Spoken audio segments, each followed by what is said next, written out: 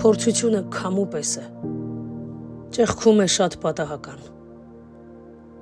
Անակնկալ տուն է մտնում ու փոթորկում միտքը խաղաղ։ Փորձությունը գողի պես է,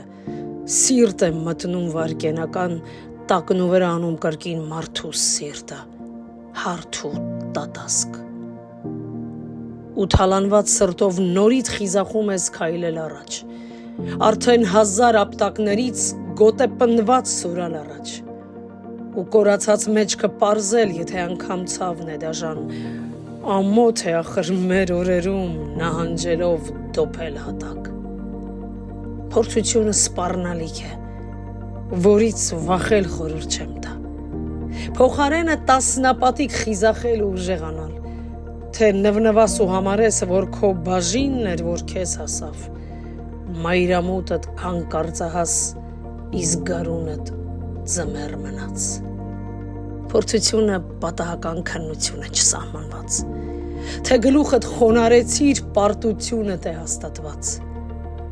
բայց ուժեղի համար սակայն այն առիթ է նոր հաղթության ու պայքարի հոգին վարար քեզ մղում է